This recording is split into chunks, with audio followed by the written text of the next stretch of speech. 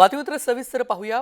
मलकापूर शहरातील आठवडी बाजारामध्ये भीषण आग लागली आहे। अनेक दुकानांना भीषण आग लागून 12 ते 15 दुकानं जळून खाक झाली आहेत। आगीचं कारण अद्याप अस्पष्ट आहे। आग विझवण्याचं काम अद्याप आग विझवण्याचं काम सुरू असून बुलढाणा, मलकापूर, खामगाव, नांदुरा आणि मुक्ताईनगर येथील अग्निशमक दल आग आटोक्यात आणण्यासाठी शर्थीचे प्रयत्न करत आहेत।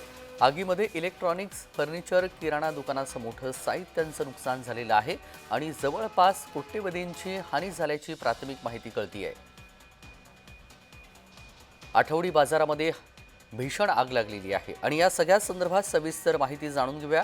प्रफुल्ल खंडारे आपले प्रतिनिधी जोडले गेलेले आहेत। प्रफुल्ल, आग आता विझली आहे की नाही या संदर्भातील अपडेट आणि काही जीवितहानी वित्तहानी झाली आहे का याबाबत सविस्तर तपशील।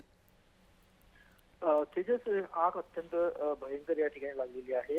मलकापूर मधल्या आठवडी बाजार आहे आणि या आठवडी बाजारामध्ये असलेल्या काही दुकानांना सुरुवातीला ही आग लागली आणि मध्यरात्री दरम्यान ही आग लागली असल्यामुळे आगीने लगेचच इतर दुकानांमध्ये सुद्धा या ठिकाणी जे आहेत प्रवेश केला आणि तब्बल 12 ते 15 दुकानं या आगीच्या बक्षस्थानी सापडल्या असून हे आग विझवण्यासाठी मोठ्या प्रमाणावर शर्थीचे प्रयत्न जे आहे अग्निशमन दलाकडून करण्यात येत आहे। फक्त मलकापूरच नव्हे तर मलकापूरच्या आसपास असलेले तालुके बुलढाणा, मलकापूर, खामगाव, नांदुरा एवढेच काय जळगाव जिल्ह्यातील मुक्ताईनगर इथून देखील अग्निशमनचे बंब जे आहे ते आग विझवण्यासाठी मलकापूरमध्ये दाखल झालेले आहे। सकाळपर्यंत ही आग विझवण्याचे प्रयत्न जे आहे या अग्निशमन दलाकडून केले जात होते, मात्र अजूनही आग पूर्णतः आटोक्यात आलेली नाहीये। कोट्यवधी रुपयांचं या ठिकाणी वित्तहानी झाल्याची माहिती या ठिकाणी मिळते।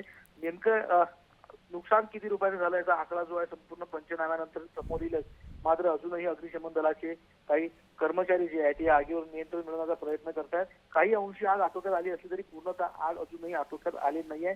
आगीचं कारण जे आहे प्राथमिक शॉर्ट सर्किटमुळे लागले की काय अशी परिस्थिती जी आहे ती निर्माण झाली आहे। त्यामुळे खरं आगीचं नेमकं कारण जे आहे शोधायचा देखील प्रयत्न केला जाईल। नुकसान किती झालं याची चाचपणी केली जाईल, त्यानंतर नेमकं यामध्ये काय घडलं हे देखील पुढे येईल। अगदी धन्यवाद प्रफुल्ल, आपण दिलेल्या सविस्तर माहितीसाठी। बातमी संदर्भातले वेळोवेळी अपडेट आपल्याकडून जाणून घेऊ।